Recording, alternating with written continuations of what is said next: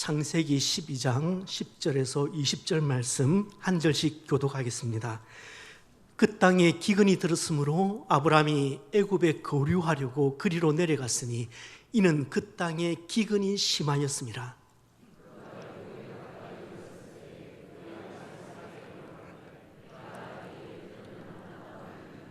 애굽 사람이 그들을 볼 때에 이르기를 이는 그의 아내라 하여 나는 죽이고 그대는 살리리니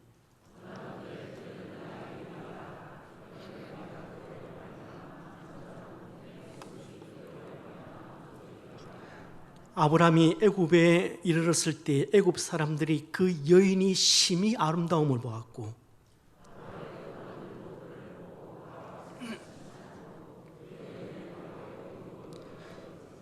이에 바로가 그로 말미암아 아브라함을 후대함으로 아브라함이 양과 소와 노비와 암수 나귀와 낙타를 얻었더라.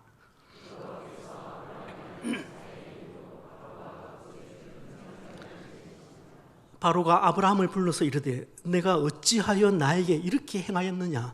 내가 어찌하여 그를 내 아내라고 내게 말하지 아니하였느냐?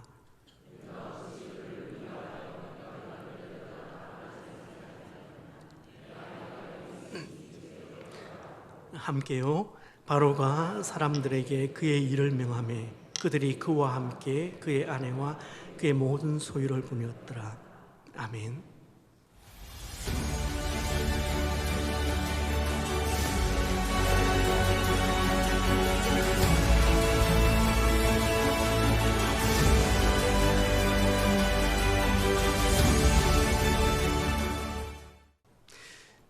저는 삼성 야구 팬은 아닙니다. 하지만 KBO 선수 중에서 저는 이승엽이 참 괜찮은 선수라고 생각합니다. 물론 지금은 두산의 감독이 되었지만요. 저 뒤에 있는 56의 의미가 무엇을 나타내는지 아마 야구 팬들은 다 아실 겁니다. 아시아의 홈런 왕이라는 별명에 걸맞게 실력도 실력이지만 인터뷰하는 것 들어보시면 정말 말도 가릴 줄 알고 또 잘난 체하지도 않습니다. 인상도 순박해 보이고 사람 참 겸손하기도 합니다. 기부도 할 줄 압니다. 그런데 2008년 베이징 올림픽에서 이승엽은 팀의 4번 타자였지만 상당히 부진했습니다. 대회 내내 22타수 4안타밖에 되지 않았으니까 1할 겨우 넘죠. 최악이었던 거죠.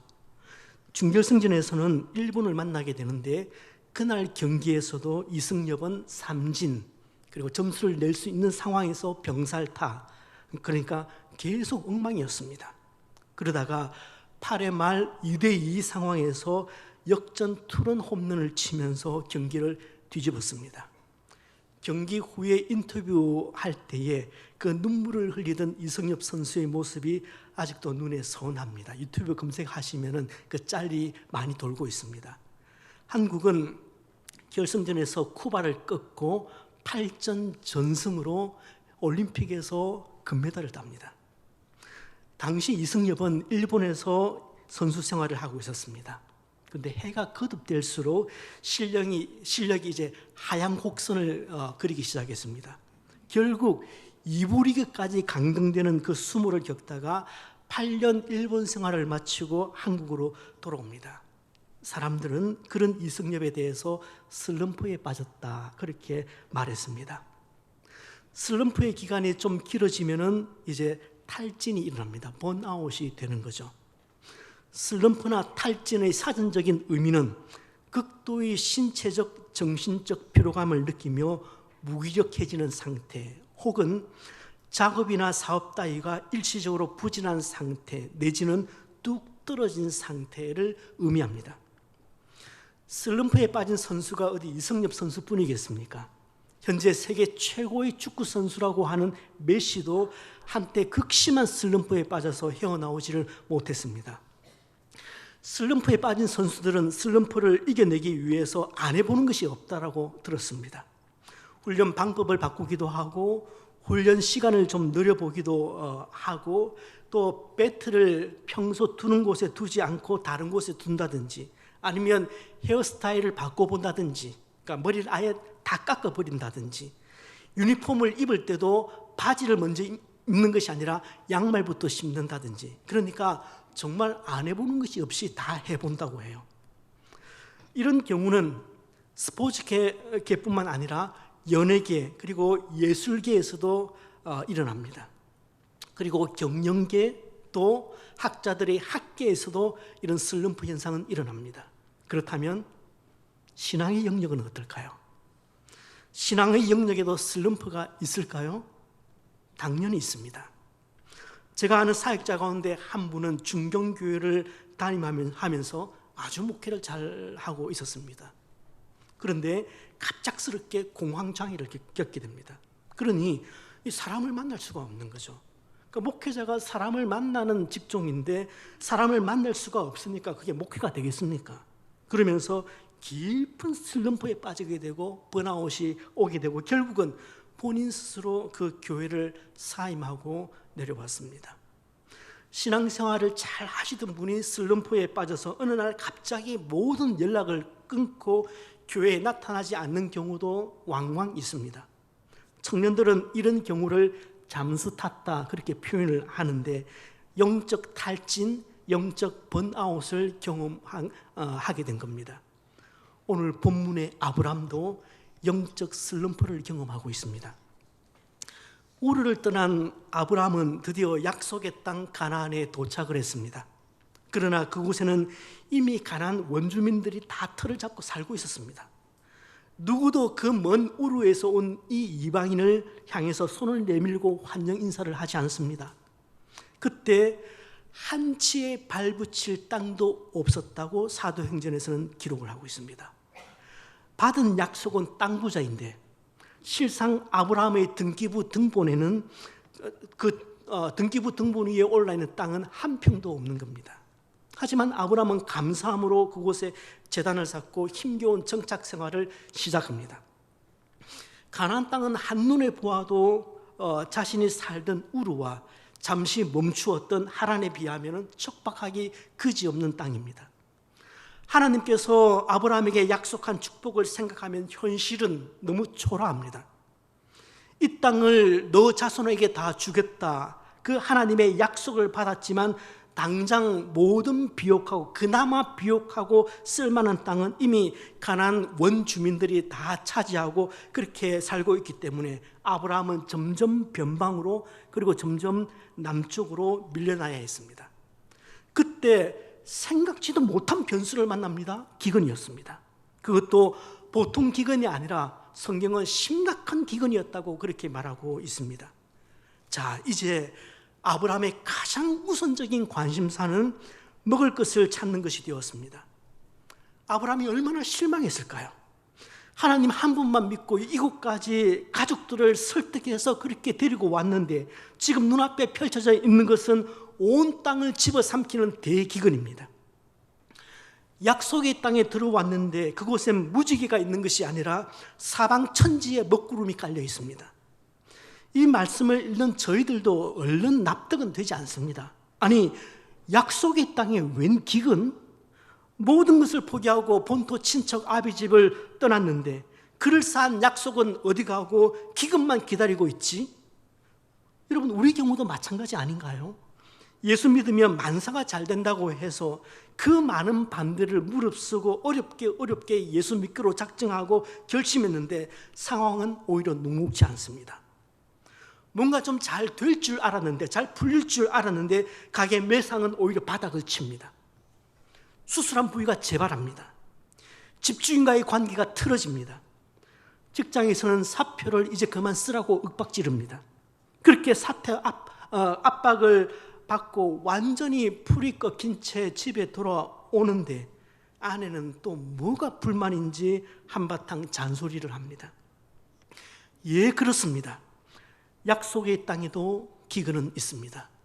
어떨 때는 극심한 기근일 수 있습니다.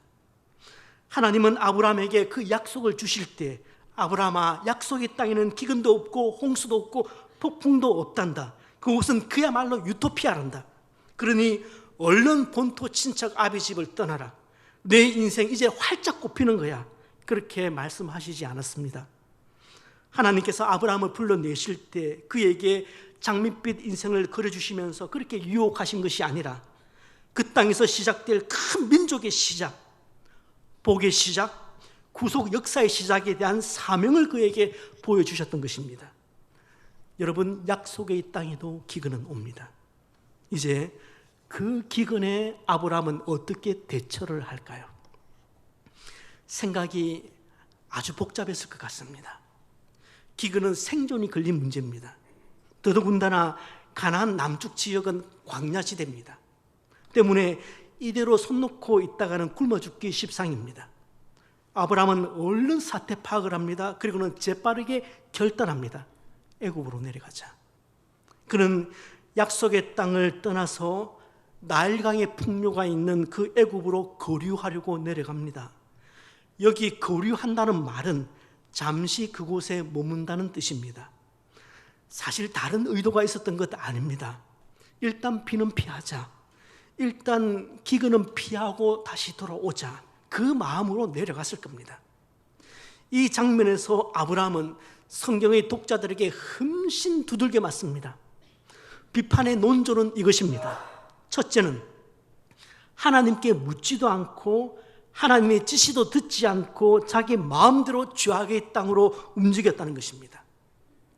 둘째, 그를 향한 비판은 약속의 땅은 애굽이 아니라 가나안인데 믿음으로 견디면 하나님께서 어련히 알아서 그렇게 보호하시고 인도해 주실 텐데 결국 그 말은 믿음이 없었다는 비판입니다. 여러분, 이게 남의 이야기일 때는 온갖 비판들이 가능합니다. 하지만 이게 막상 자기 일이 될 때는 그렇게 쉽게 말하지는 못할 겁니다.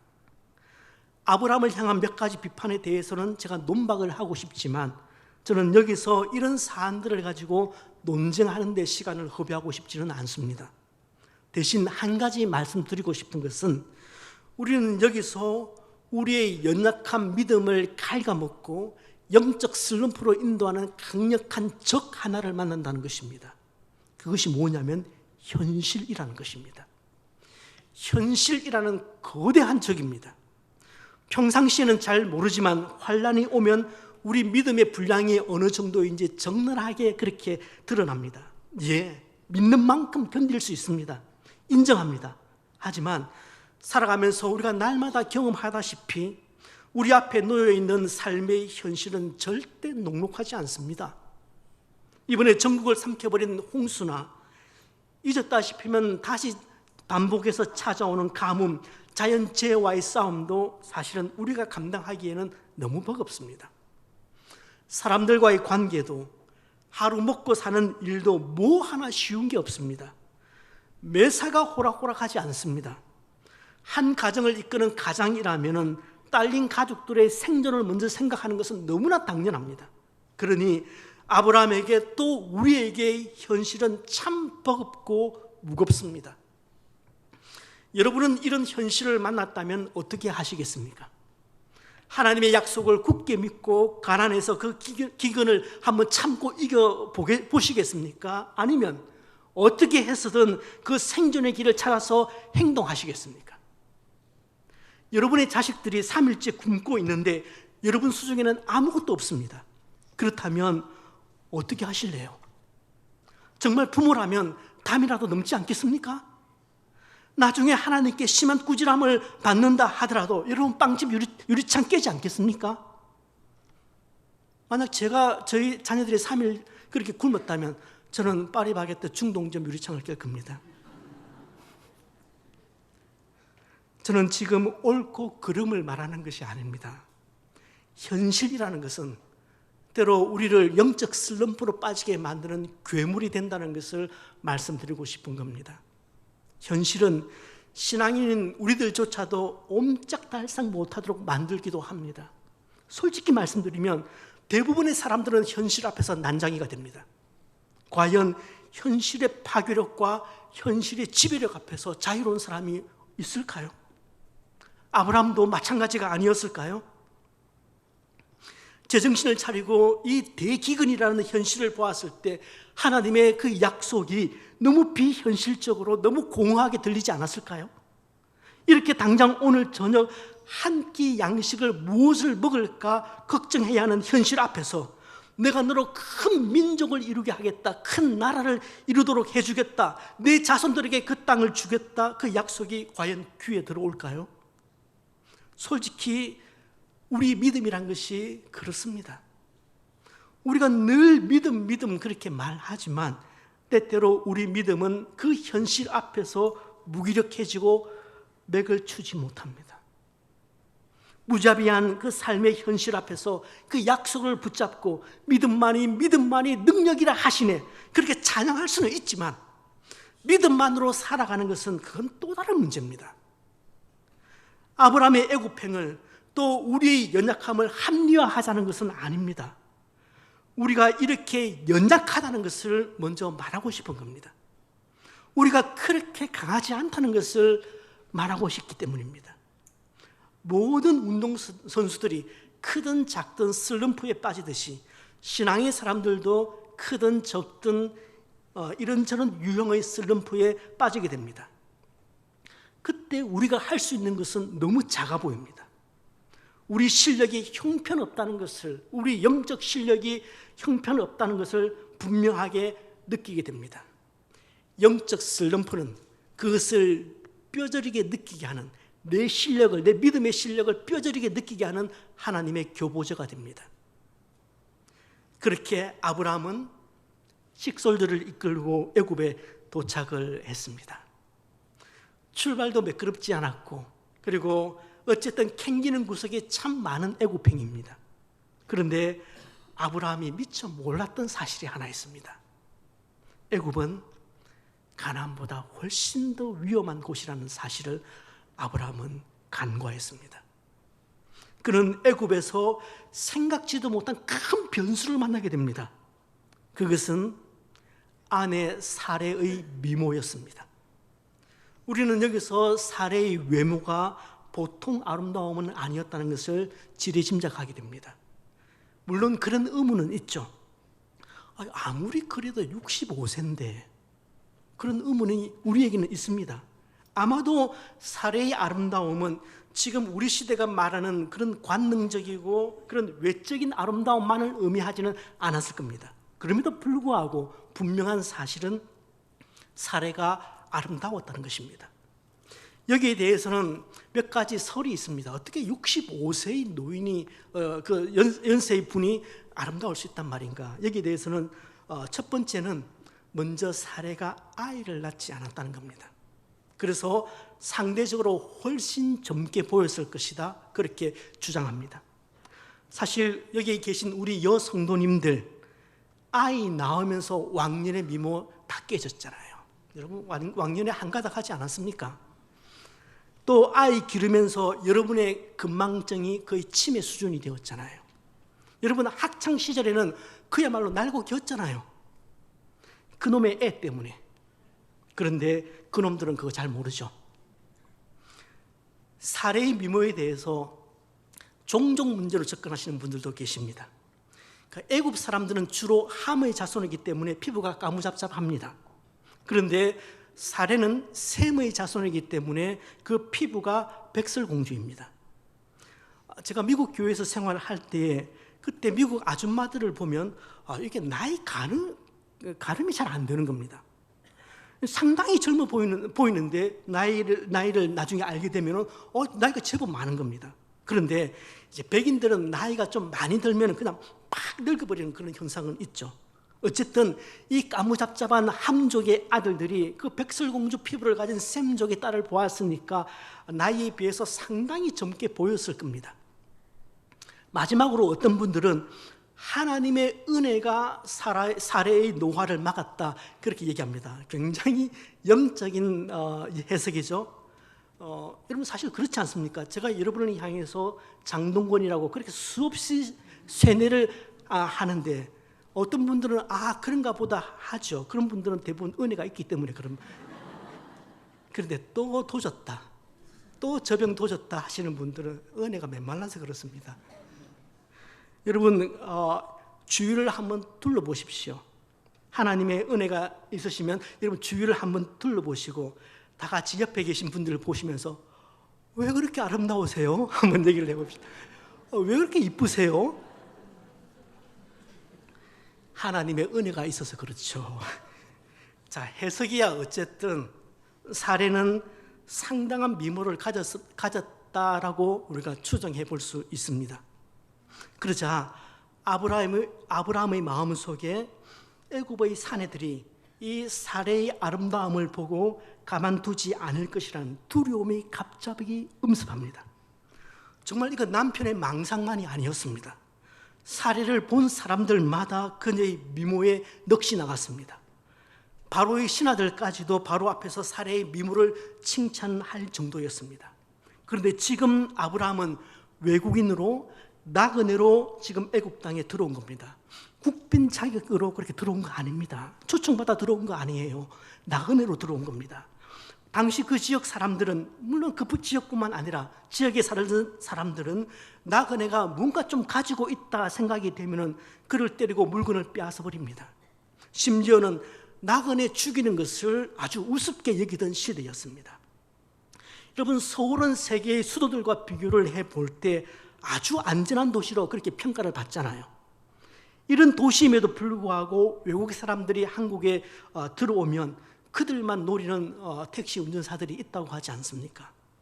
가진 돈이 좀 있다는 생각이 들면 음침한 곳으로 운전을 해가서 두들겨 패고 돈을 빼앗는다고 합니다. 지금 이 시대에도 그래도 안전하다고 하는 서울에서도 이런 일이 비일비재하게 일어나는데, 그 고대 시대에 뜨내기의 소유물을 뺏는 것이 그게 뭐 큰 문제가 되겠습니까? 자, 어떻게 하면 될까요? 산 넘어 산입니다. 기근을 피했는데 더 큰 문제를 맞이하게 된 겁니다.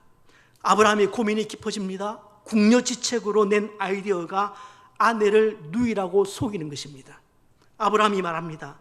사람들이 우리 관계를 물으면 그냥 오누이라고 말해둡시다. 그렇게 하면 내 목숨을 건질 수 있을 겁니다. 이참에 당신 덕 좀 봅시다. 아브라함이 확실히 슬럼프에 빠져 있습니다. 영적 슬럼프에 빠진 사람이 제안하는 대안에는 언제나 하나님이 빠져 있습니다. 그리고 슬럼프에 빠진 성도가 건네는 제안은 갈수록 내리막길입니다. 그래서 문제가 풀리기는커녕 더 아프고 더 치명적으로 꼬이게 됩니다.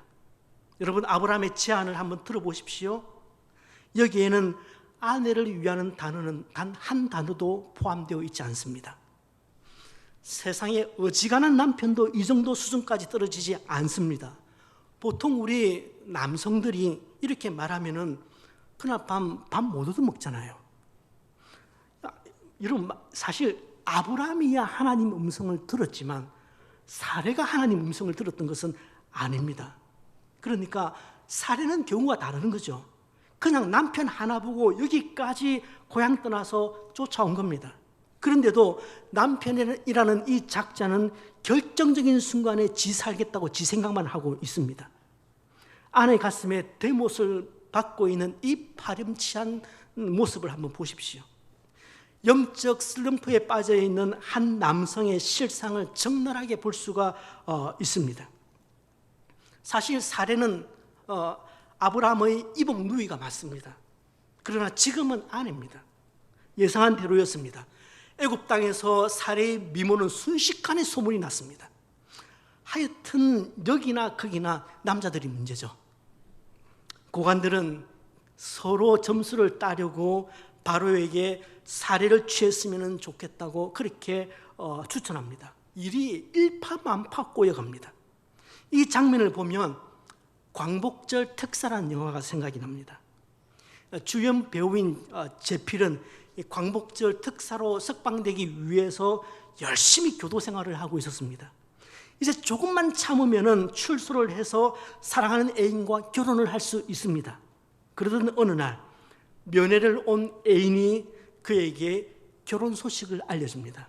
고무신 거꾸로 신은 거죠. 제피는 이 변실한 그 애인의 마음을 되돌리기 위해서 탈옥을 결심합니다. 제필과 함께 탈옥한 사람은 빵 하나 훔쳐먹고 신원이 불확실하다고 해서 지금 깜빵 생활을 하고 있는 무석이라는 사람입니다. 무석은 탈옥을 하기 위해서 6년 동안 땅 아래로 굴을 파고 있었습니다. 그 땅굴을 마침내 완성해서 둘은 보란듯이 탈옥에 성공합니다. 자, 여기까지는 보편적인 레파토리죠. 그렇게 탈옥을 한 다음날 아침 개운한 마음으로 딱 일어나서 신문을 펼치는 순간 제필과 무석이 깜짝 놀랍니다. 자신들의 이름이 광복절 특사 명단에 들어가 있는 겁니다. 그때부터 다시 감옥으로 들어가기 위해서 그 과정에서 일어나는 이런저런 일들, 사정없이 꼬여버리는 그 일들에 대해서 코믹하게 그려내는 거죠. 신하의 추천을 들은 바로는 당장 사리를 궁으로 불러들이라고 그렇게 얘기합니다. 여러분, 권유에서 온 겁니다. 같이 한번 가보시죠. 이런 권유가 아닙니다. 어쩌면 우리식으로 얘기를 하면 보쌈을 당해서 온 것이라고 말하는 것이 문맥상 더 맞습니다. 그런데 앞에서 사라를 보니까, 바로가 사라를 보니까 정말 미인입니다. 얼마나 마음이 흡족했던지 그 바로는 곧장 아브라함에게 양떼와 소떼, 암나귀와 수나귀, 그리고 심지어는 남녀 종과 낙타같이 듬뿍 선물로 하사합니다. 일종의 신부 지창금이라고 보셔도 될 것 같습니다. 아브라함은 왕이 쥐어준 그 보화와 안전보장소에는 독소가 있다는 것을 알았어야 했습니다. 세상에 공짜는 없습니다. 왕의 호의와 이 후대 속에는 이제 너희 누이는 내 거니까 너 이거 먹고 떨어져라, 그런 말이 들어가 있는 겁니다. 자, 일이 정말 대책 없이 꼬여버렸습니다.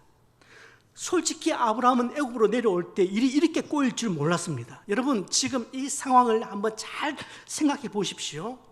지금 이 상황은 그냥 부인을 뺏기는 정도의 상황이 아닙니다. 아차하면 사례가 바로의 후실이 부인이 되는 겁니다. 가나안 촌놈이 왕의 특별 대우를 받았다고 해서 우쭐할 일은 절대 아닙니다.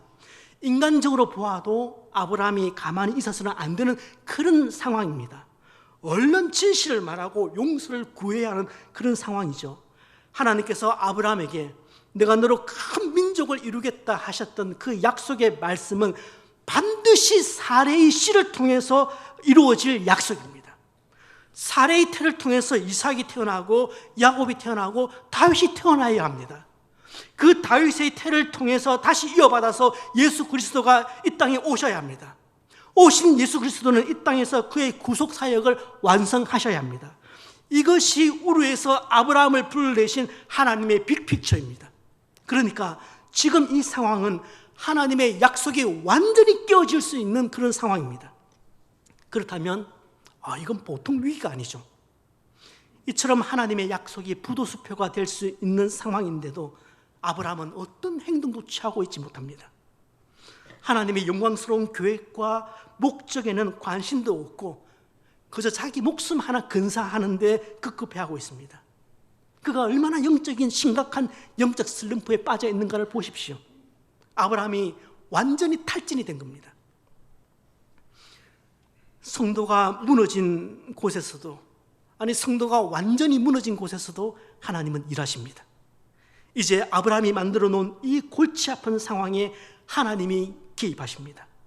그러자 상상할 수 없는 방법으로 그 꼬인 매듭이 풀리기 시작합니다. 우리 가정에도 그런 일들이 일어나기를 바랍니다.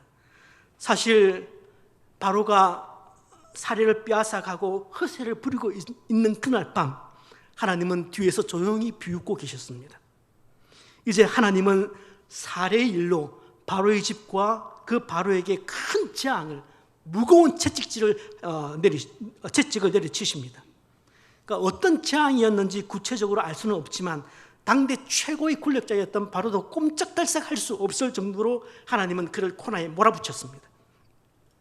바로는 이 재앙이 하나님의 무서운 징벌이라는 것을 바로 알았습니다. 적어도 이 순간만큼은 바로가 아브라함보다 하나님을 더 분명히 인식하고 있습니다. 적어도 이 순간은 바로가 아브라함보다 훨씬 더 영적입니다. 바로는 아브라함을 부릅니다. 그리고 사리를 돌려줍니다. 그러면서 하는 말이, 너가 어찌해서 나에게 이렇게 행하였느냐? 내가 어찌하여 그를 내 아내라고 내게 말하지 아니하였느냐? 네가 어찌 그를 누이라고 하여서 그를 데려다가 아내를 삼게 하였느냐? 여기 안에 있으니 어서 데려가라. 그렇게 세 번이나 내가 어찌하여 세 번이나 반복하면서 아브라함을 책망하고 있습니다. 교회가 세상을 바라보면서 내가 어찌하여 그렇게 책망하여야 하는데, 지금은 세상이 교회와 하나님의 백성들을 바라보면서 내가 어찌하여라고 말하고 있고, 내가 그렇게 살고도 하나님을 믿는다고 그렇게 말할 수 있느냐라고 반복하면서 추궁하고 있습니다. 성도가 세상을 추궁하고 있는 것이 아니라 세상이 성도를 추궁하고 있는 세상을 저희가 살아가고 있습니다. 아울러 이 장면은 하나님이 바로의 입을 빌려서 아브라함을 꾸짖는 장면입니다. 내가 어찌하여 이렇게 행하였느냐? 신앙의 사람이 어떻게 그럴 수 있느냐? 혹시 이 꾸지람이 나에게 하는 꾸지람으로 들리시는 분 계십니까? 그렇다면 마지막 이야기를 한 번 더 경청해 주시길 바랍니다. 아브라함의 슬럼프가 이어지는 이 사건에서 유독 눈에 들어오는 한 장면이 있습니다. 그것은 어떻게 해서든 이 영적 슬럼프를 벗어나려고 발버둥을 치고 있는 아브라함의 모습이 아닙니다. 그보다는 이 탈진된 아브라함을 세우시고 그를 하나님의 사람으로 만들어 가시는 하나님의 열심이 두드러져 있습니다. 여러분, 만약에 하나님의 약속 성취가 아브라함의 믿음에 달려 있거나 아브라함의 노력과 열심에 달려 있었다면 이 약속 벌써 깨졌습니다.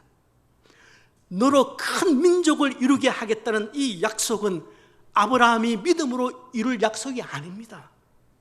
하나님이 직접 지키실 약속입니다. 중간중간 위기가 계속 오죠. 그때마다 하나님이 직접 개입하셔서 하나님이 직접 지키신 약속입니다. 오늘 이 장면에서도 하나님의 약속이 산산조각이 날 그런 위기에 봉착하자 하나님이 바로의 집에 무서운 재앙을 내리시고 바로가 살해를 취하지 못하도록 강하게 막으시는 겁니다. 여러분, 하나님의 열심입니다. 이 본문에서 아브라함의 열심이 어디에 나타나고 있습니까? 말씀을 정리합니다. 여러분, 아브라함의 믿음 때문에 하나님의 약속이 성취되어 가는 것 아닙니다. 하나님이 친히 개입하셔서 당신의 약속을 지켜내신 것입니다. 당신의 약속이 무너질 위험에 빠지자 불같이 개입하셔서 바로에게 무서운 재앙을 내리면서까지 기어코 그 약속을 하나님은 지켜내셨습니다. 아브라함은 하나님의 약속을 신실하게 붙잡지 못했습니다. 그러나 하나님은 당신의 약속을 끝까지 신실하게 지키셨습니다. 바로 이 사실이 우리를 한없이 부끄럽게 만들기도 하지만 다른 한편 우리들이, 특별히 영적 슬럼프에 빠져있는 우리들이 기댈 곳입니다. 그래서 결론적으로 여러분들에게 드리고 싶은 말씀은 이것입니다. 아브라함의 하나님께서 오늘 우리에게, 또 영적 슬럼프에 빠져있는 분들에게 이렇게 말씀하십니다. 너 열심 아니야. 너 열심 아니다. 내 열심이야.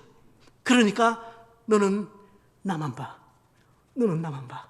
라는 그 말씀을 하시고 싶은 겁니다. 너 열심 아니다. 내 열심으로 이루어주는 거야. 그러니까 너는 조금만 더 나를 봐. 사랑하는 성도 여러분, 우리 열심 아닙니다. 우리 열심만 의지하면 분명히 탈진합니다. 그 100%입니다.